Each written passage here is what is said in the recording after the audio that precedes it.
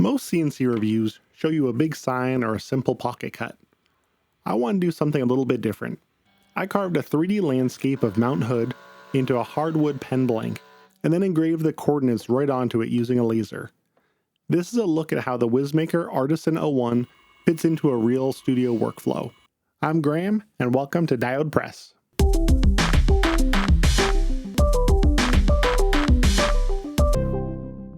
WizMaker sent me this machine to review, so let's start by taking the machine out of its packaging and putting it together. Everything came well packaged, each piece in its own foam pocket, and I was also sent the 500 watt spindle upgrade and a 4th axis rotary, and both are worthwhile additions. The machine comes mostly assembled. You attach the X carriage and spindle with a handful of screws, plug in a few connectors, and you're good to go. The included pendant is a nice touch too. You can control all the movements, set your 0 point, and run files right on the machine without ever touching a computer.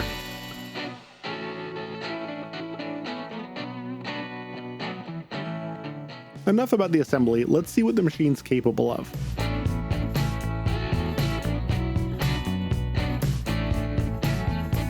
I picked up one of these pen turning blanks from Woodcraft for a different project, but I had the idea of carving a tiny topographic map of Mount Hood into it. I used to live in Oregon, and I guess I was feeling a little bit nostalgic. I'm using painter's tape and super glue to secure the stock to the bed,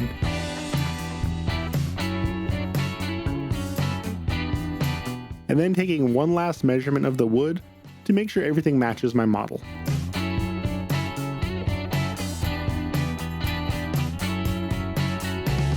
Using the pendant, I can jog the machine to the XYZ 0 position that I want. I'm using a tapered ball end mill so I can get into the corners really cleanly. And then I use the touch block to set my Z0. It's pretty straightforward once you do it a couple times. And now we're cutting. I'm using an 1/8 inch Badger roughing end mill from IDC Woodcraft. It's a really aggressive roughing end mill that removes material fast, and it does a great job clearing away what we don't need and getting us really close to the final shape.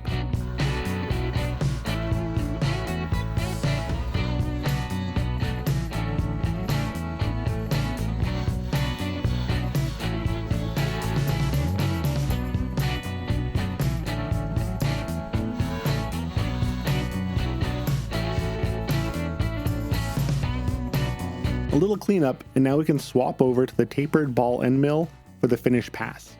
Since so much material is already gone, I can move through this one at a pretty good pace.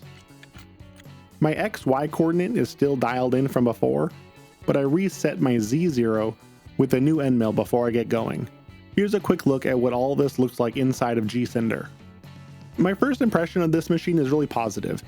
It feels sturdy and well built, and you can get up and running in just a few minutes. The pendant took a little bit of time to learn, but it's capable once you get comfortable with it.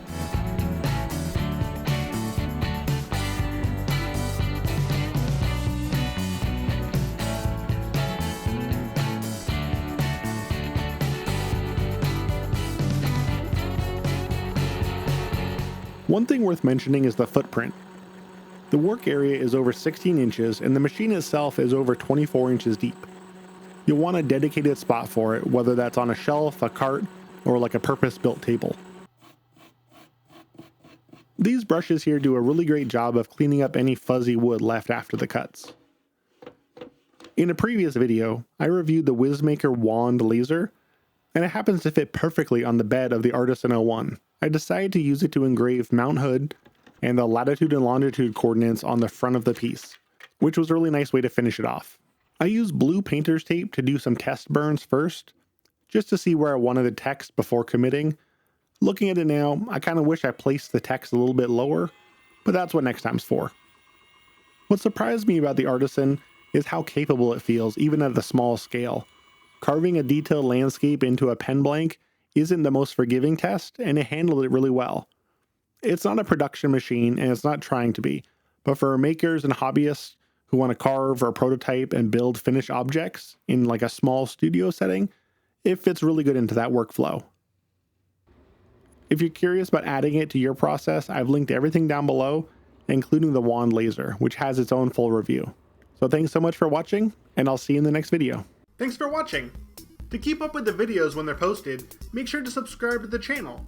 And if you want to help support this channel, you can check out the Diode Press Patreon page, where I post behind the scenes photos, as well as other patron rewards. Thanks!